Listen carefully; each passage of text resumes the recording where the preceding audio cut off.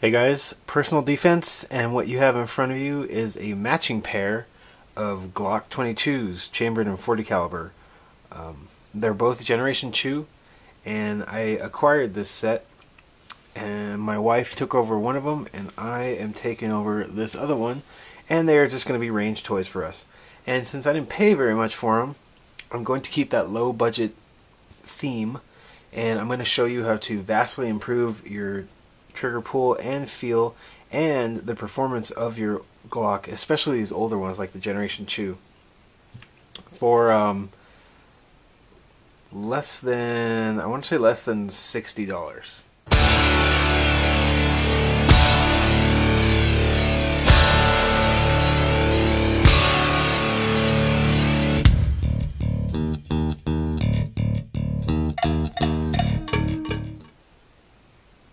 Okay, both of these are loaded, so I'm just gonna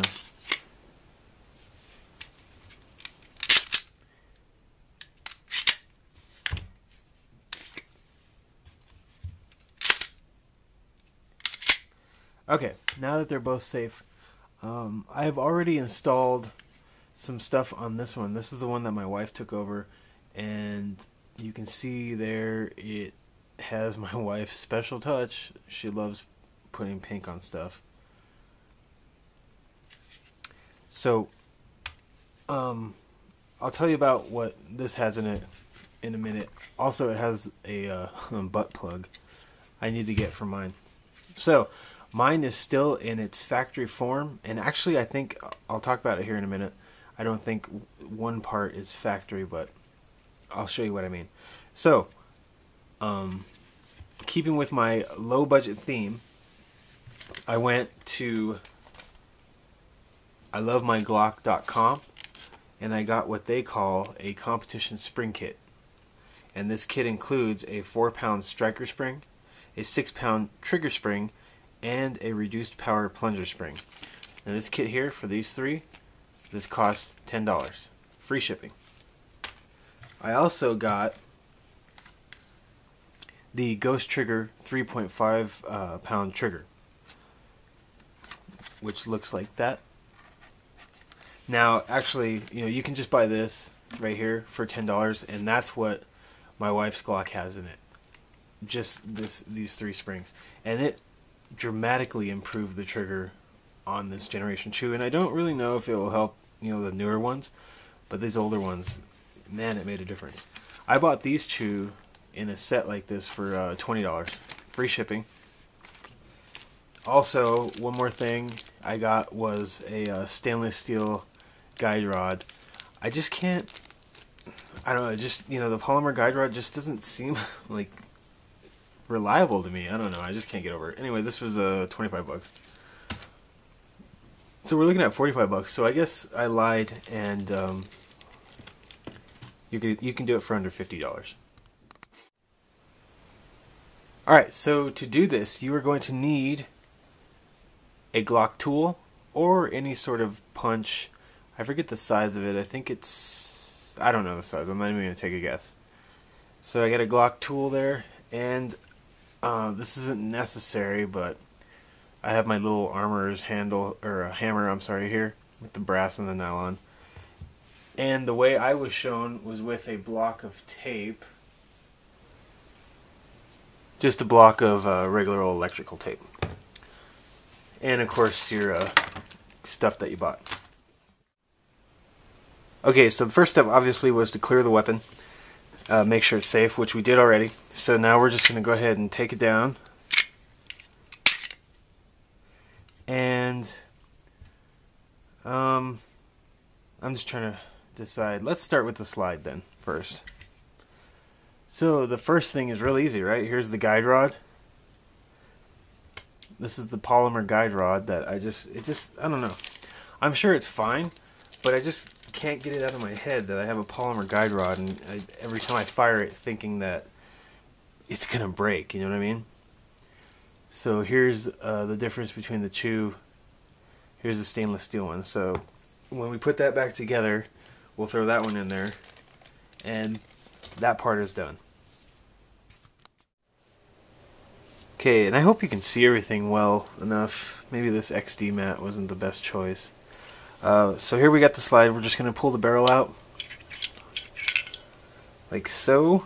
Okay, so now what we need to do is take off this back plate because we need to change the plunger string and the plunger spring and the striker string.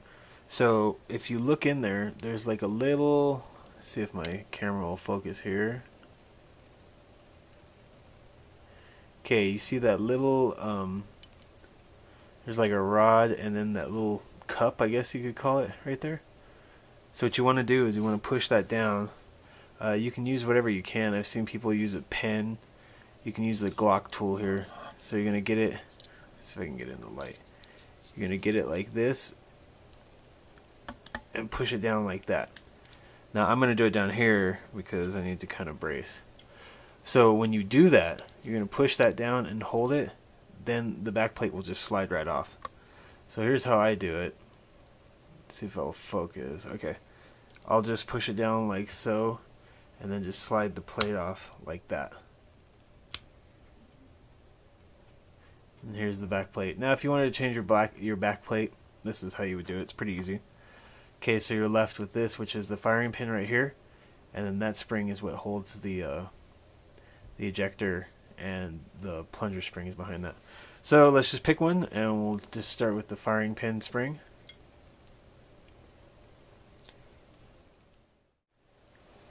Okay, so we have the firing pin out, so we're going to change out the firing pin spring. So according to my little label here, I'm sorry, not the firing pin string.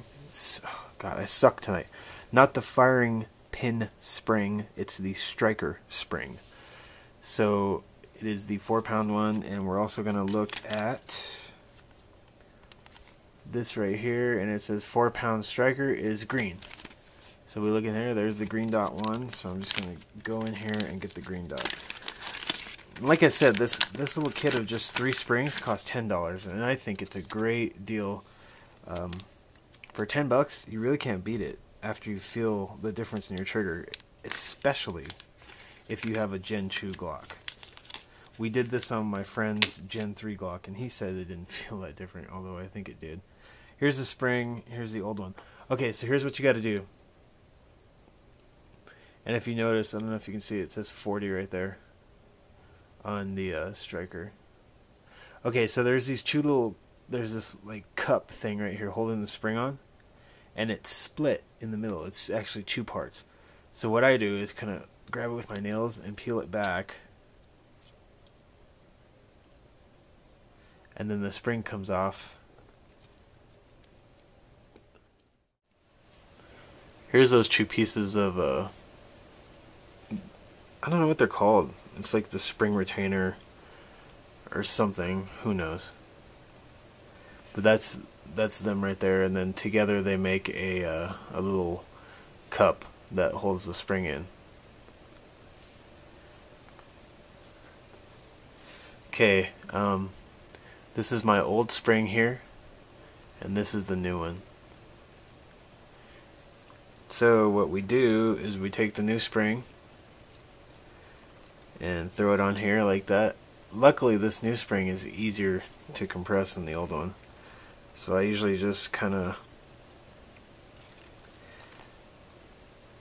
hold it down with my finger like that, leave me some room, and then put this cup back on.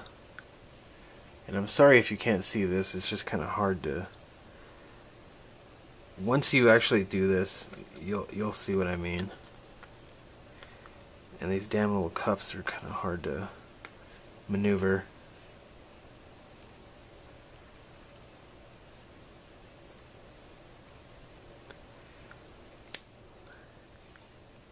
And there we go, just like that.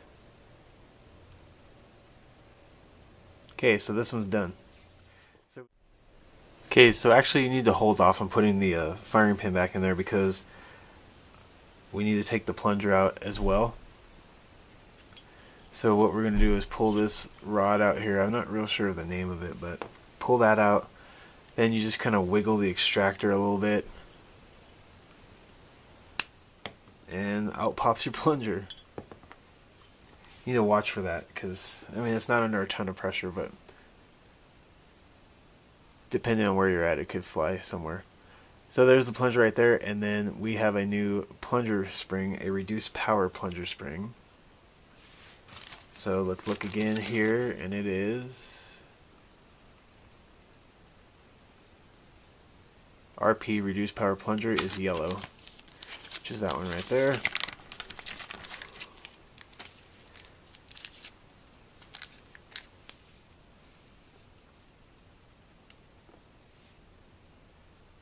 And even though they don't look that much different, it does make a difference. So the assembly is the same. You just, sorry my camera is freaking out. You just put the plunger spring back in there, and then we're going to spray some oil in there.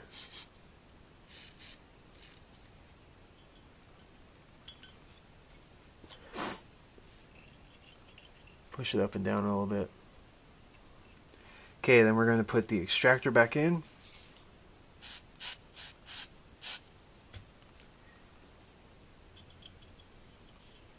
Your plunger kind of has to be down for it to go in like that. And we're just going to hold it in and then spray some more oil down in here. Yes, I'm being generous with the oil.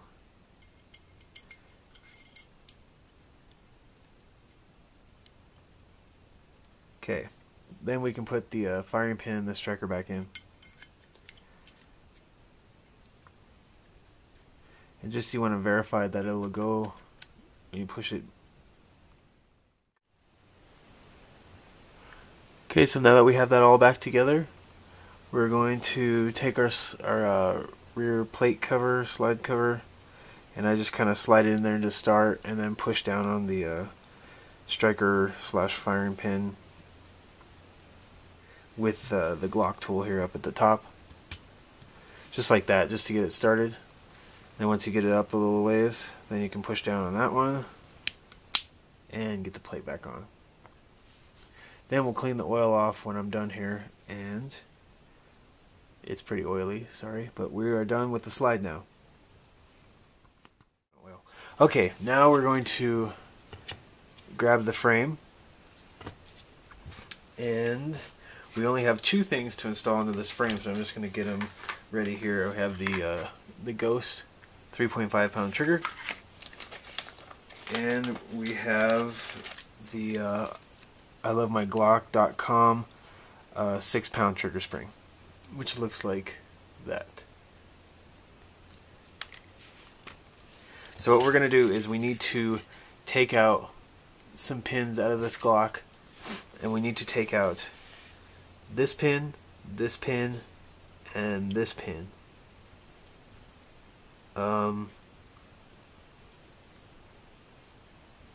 In that order, I believe.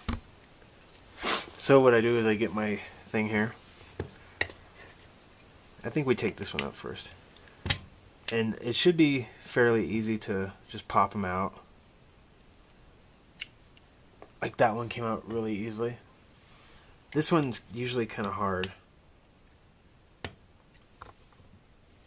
And that's when your little hammer comes into play, if you have one. Yeah, that one took some force to get out.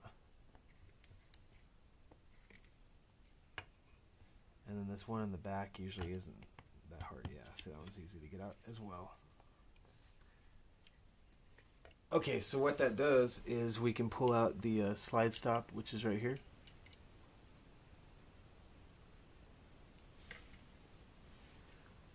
Then this block right here, this metal block, that comes out now.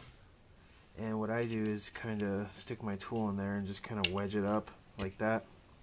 I don't know if you could see it started to kind of come up. Okay, so there's that there.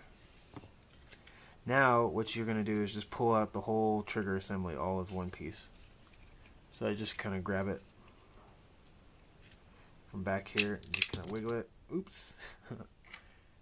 And it came out as one piece. And then you're left with this empty frame, which you can put to the side right now. Now, the two things we're going to change.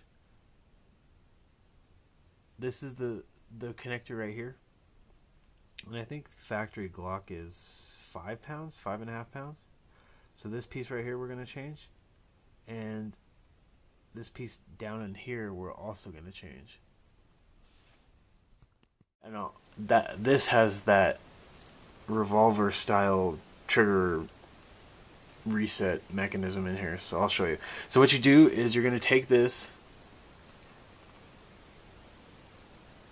and you're going to kind of push it back and then kind of curve it out like that and pull it out just like that. Now here's that piece I was talking about, and their 6-pound trigger spring is going to replace this. This is the piece that they were using to mimic a revolver style pull. So we're taking this out and we're going to put in the 6-pound spring. Also, I mentioned earlier, this is the connector right here. So what we got to do is on this side, you can see it's right there. You just got to kind of punch it out.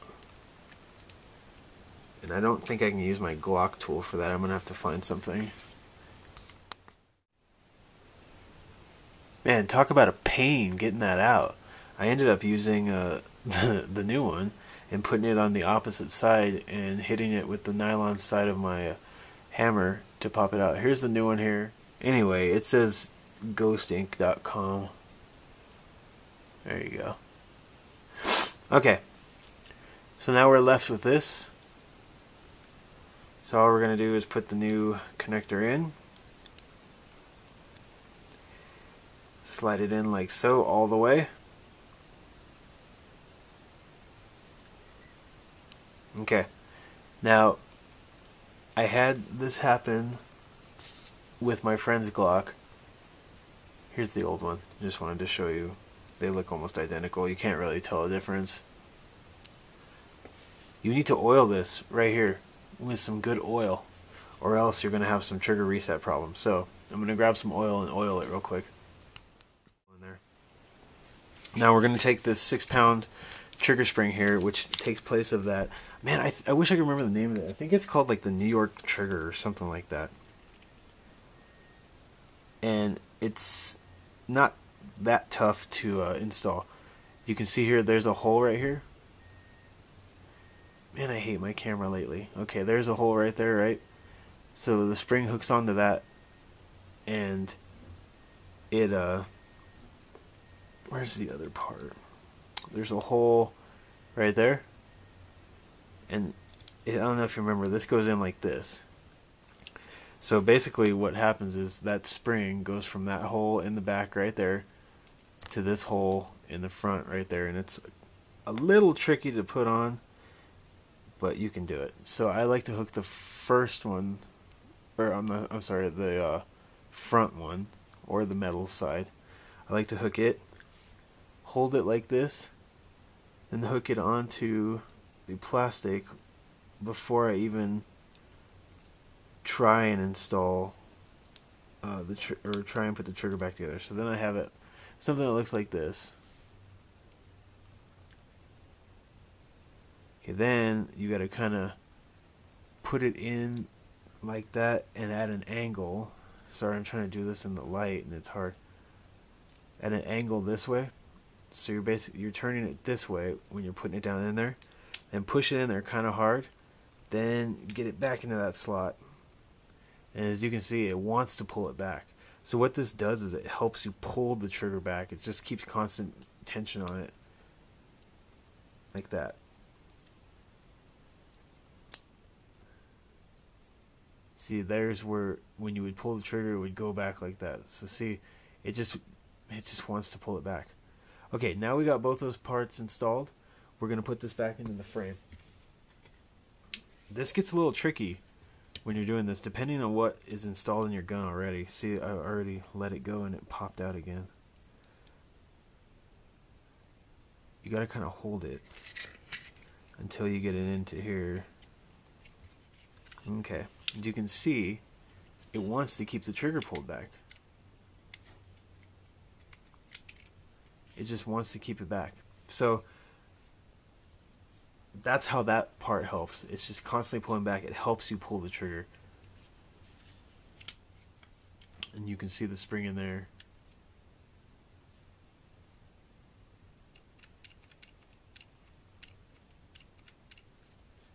Okay, so now we got that back in. You just want to make sure that's nice and tight in there. Then we're going to put this block back in right here. And that just slides in. Okay, so I got that back installed. Okay, now we can put this back pin in and get that over with. That's no big deal. And now you can just push in, and you just kind of want to use your tool just to center it in the back strap there so it doesn't bother your hand when you're shooting. Just like that. What I like to do is I like to put this one in first. So what I'll usually do is pull the trigger as forward as I can and just pop that pin in.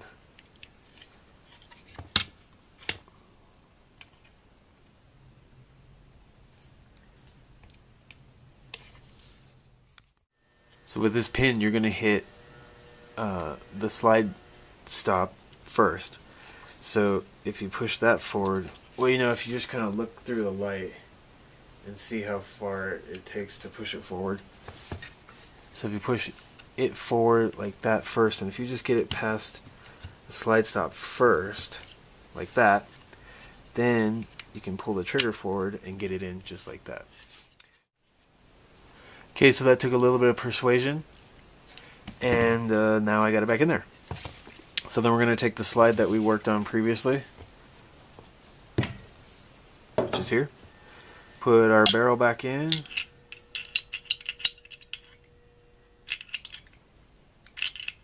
the hell, put our new stainless guide rod in,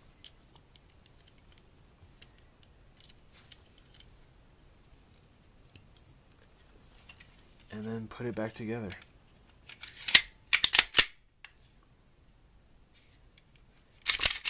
And let's go ahead and try that trigger pull. Wow, that is really, really light. Alright, so I'm not really a Glock guy, so I can't really comment on whether or not Ilovemyglock.com is a reputable Glock place or not, but I think for the money, you know, for $10 for that spring kit, why wouldn't you? And for an extra $10 for the 3.5 pound connector, so $20 total for that, man, it was amazing. It's scary. The trigger pull is almost scary now. It's like, and this is going to be my range toy, so it's not like I'm going to be carrying this or you know, using it on duty or something like that. And it says on the package, you know, not for duty use, but just for a range toy. And I don't know if my wife's probably gonna fire this and then want that connector too. It's pretty scary light. You kind of have to. I've never really had a trigger that light, and I wish there was some way. I need a trigger pull gauge, but I wish there was some way of me illustrating it to you how light it is. I can just pull it like this. Okay, well maybe it's not that light. It's pretty freaking light. That noise in the background is the heater. I'm sorry about that. It's definitely a must-have if you have a Glock range toy, or just a a Glock that you keep for it's just your pistol. Anyway, thanks for watching.